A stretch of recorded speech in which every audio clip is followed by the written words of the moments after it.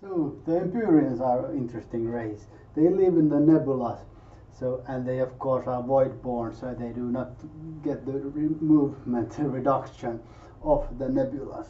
They also can, after a player activates a system, you may allow that player to move their ships through system that contains your ships, but just after. So they are negotiating types. Their other abilities are you cannot be bribed and use external action cards can only work on planets that you have occupied.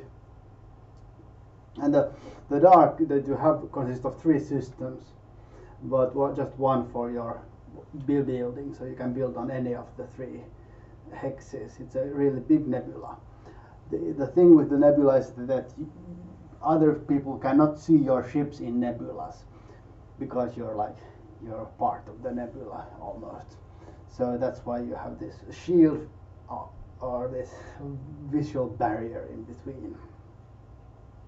Your influence and mechs and fighters can be built, can be moved in the nebulas without being transported, and your own infantry fight in all space battles and can invade and capture ships. So when you capture ships, you have capture ships. Yeah, PDS in nebulas produce 1 trade good per turn, but it needs a big ship to be built. And systems without planets, where you have 4 resources worth of units, give you 1 influence. And nebulas and asteroid fields with a big ship or a PDS gives 1 resource plus 1 influence. So the point is that you get much from empty space. The thing also is you start, as you see, you start with 4 mechs because you cannot actually invade planets that are no normal planets. There are a few planets that you can invade with your own infantry, but it's because they have so much gravity there that you don't like them. But you can buy mercenaries from planets and use them to invade other planets. Okay. The dynamo has it is unseen and cannot be attacked until it is attacked. So you have to keep a secret record of it. And of course, when it gets upgraded, it moves too and has a little bit more of capacity. You have a few techs. You have the Athera stream, Ether stream. After you or one of your neighbors activates a system that is adjacent to an anomaly, you may apply +1 to the move value of that player's ships during this tactical action.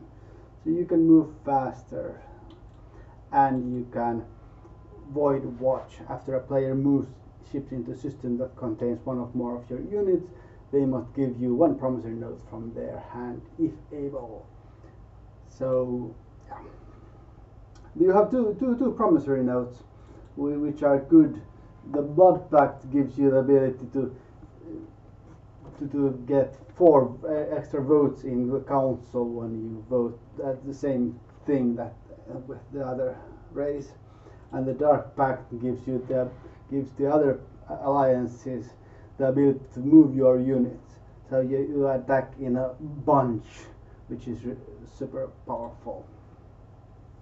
The agents, commanders, and such forth is the agent. After you player moves ships into a system that does not contain any planets, you may exhaust this card, and that player gains 1 influence action. So you get more movement actually. Then we have the commanders and heroes. The commander is unlocked when you are neighbors with all other players, -1. You do not really have to do them all.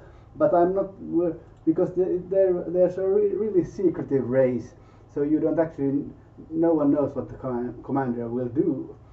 And the hero is even more secretive, so I will not talk about what the hero does, because no one except the Empyreans know what they do.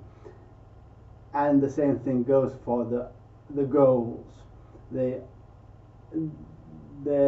are gonna keep it a secret because that's what they do. Other than that, it works fine.